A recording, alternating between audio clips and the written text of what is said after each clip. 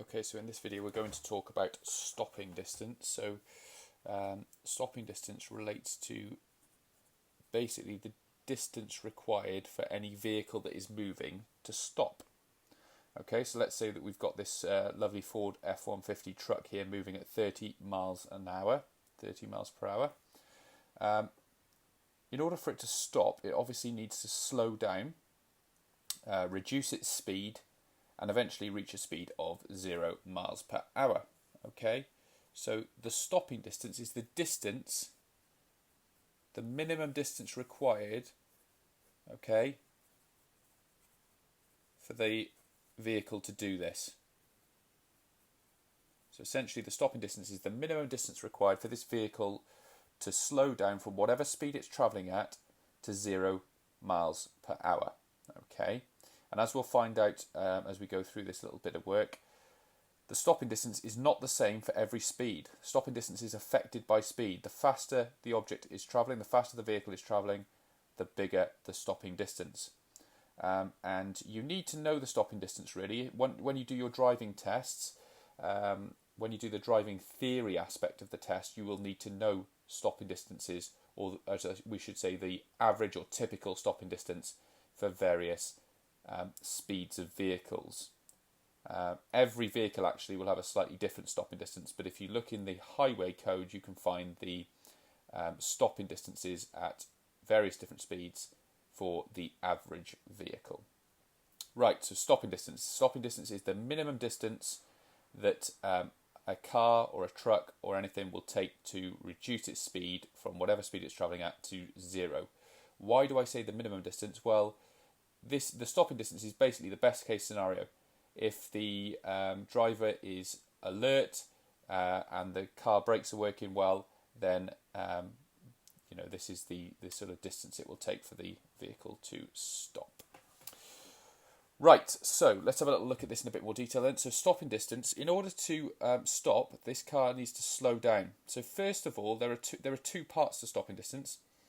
So you're driving along in this car, you've got this person here, the driver sat in the car here, okay, operating the vehicle. Whoops, bit of a dodgy diagram there, but they're holding onto the steering wheel there. All right, so you've got this person here, and they, for some reason, they want to stop. Okay, let's say that somebody here steps out in front of them, or they see some object in the road. Let's say it's just a box in the road or something like that, okay? So they see this box, they need to stop. What's the first thing they're going to do? Well, you may say, hit the brakes. But actually, that's not the first thing they're going to do. The first thing they do is they're going to engage their brain and think, there's a box there, I need to hit the brakes. And that takes a bit of time. You have to think before you actually brake, okay? You have to actually go through that thought process of thinking, oh, there's something there that I don't want to hit, I need to stop. And you have to then, obviously, your body then processes that, your brain processes that information, and then obviously eventually you're going to move your foot to push the brake pedal. So while you're thinking about stopping, okay, you are still travelling a certain distance, okay? So the first bit here is thinking distance, okay? So before you actually hit the brakes, you've got to think about it, you've got to process the information, and you've actually got to, your body's got to go through the process of actually making your foot push the brake pedal to slow the car down. And while you are thinking about that, the car is still travelling. The vehicle is still travelling, so you move through a certain distance. Once you've thought about it, you're actually going to hit the brakes. So then the remainder of this stopping distance is going to be the braking distance, okay?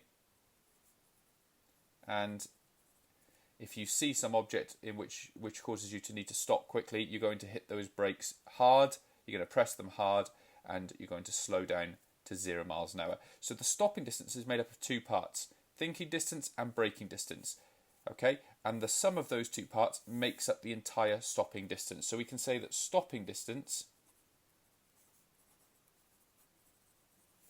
equals thinking distance plus braking distance. So you need to know that to begin with, okay? Stopping distance equals thinking distance plus braking distance. Now, what affects your thinking distance? Okay, well, the thinking distance is affected by a number of different things. But essentially, this is all down to your reaction time, okay? The reason you don't hit the brakes immediately is you have this thing called a reaction time. That is the time it takes for your brain to process and your body to process what's going on and actually react to it, okay? Certain sportsmen will have really short reaction times. They're very, very quick at reacting, and therefore they're able to do things that perhaps the rest of us can't. But there's on average, an average person's reaction time, okay, is going to be somewhere around 0.5, 0.6, 0.7 seconds, somewhere like that, probably somewhere between 0.5 and 0.7 seconds. That's the average person's reaction time under normal circumstances. Okay, now that does vary, okay? It depends on the person, it depends on the circumstances, it depends on some other things. So we'll look at that afterwards. But it's the reaction time that affects your thinking distance, okay? Now your braking distance, what's that affected by? Well, that's affected by basically how well your brakes are working and how much friction there is between the tyres and the road. Because when you brake, basically what happens is this. Let's have a little look. Okay, so we'll just take this, actually we'll just leave that there and we'll put this over the top. So when you brake, okay, here's a picture of a smart looking sports car by the look of it, but this is your wheel, okay, and your wheel obviously is spinning around when you're moving along. It's spinning around. Now, it's spinning around in that direction, okay, so you're going around like that, okay. Now, to slow the car down, we need to apply a force on it in the opposite direction, okay? So that's going to be your braking force, needs to be applied in that direction. So how do we do that? Well, the wheel, as it spins, is attached to this disc. You can see this disc here with lots of little holes in it. And that's called your brake disc. That's actually attached to your wheel and it spins around as the tyre spins around. And it's the tyre that's in contact with the road that gives you the friction required to move the car forward and to slow the car down. Okay, so there's friction between the tyre and the road. But then inside the wheel, there's this brake disc that spins around and it's actually bolted onto the wheel. And you can see that there's then this bit of kit here, okay? So this quite rather large looking thing here, that's your brake caliper. Now that brake caliper is bolted to your car and the brake disc spins around within that caliper. That caliper doesn't move, it just sits there and the brake disc spins around inside it and the wheel spins around outside the brake caliper. But what happens then is, when you press the brakes, inside that brake caliper there are two brake pads and they squash together. They move together and they clamp onto this brake disc here, okay? So the brake pads inside that caliper, when you press the brakes, they move together. There's one either side of this disc, one on the outside, one on the inside. The brake pads move together, they clamp onto the brake disc, okay? And that causes the brake disc to have friction applied to it. Okay, and it actually slows the car down. Okay, so it's the friction between these brake pads inside this caliper here, which clamp onto this brake disc. That friction slows your car down. Okay, so that's how brakes work. You don't need to know that for the exam or anything like that, but it's worth being aware of. Now this is, if you take your wheel off, there's 4 bolts that hold your wheel on here, and this is your brake disc, okay? So this is a sort of view of the car with the wheel taken off. So that's your brake disc, and that spins around as your car moves forward or backwards. So it's spinning around. And this is your brake caliper here, this bit of kit here, okay? And there's these, and all that happens is when you press the brake pedal, there's this tube here which contains hydraulic fluid that pushes on a piston inside this brake caliper, which then forces the two brake pads together and they clamp this disc and slow the disc down and therefore slow the wheel down and therefore slow your car down, okay? And you can obviously see something like that on a YouTube video if you're interested, right? But the point you need to know is this: brakes work by slowing down by basically applying a force to your wheel, okay, a resistive force to your wheel, and that slows the car down, but it relies on friction between the brake pads and the brake disc and friction between your tyre and the road. So those are the key things: the friction between your brakes and the disc and friction between the tyres and the road. Okay. Now, brakes, how do they work? We just talked about how they work in terms of their in terms of sort of the mechanics of it, but how do they actually work? What are they actually doing to your car? Well, essentially, your car, when it's moving along, it has some kinetic energy.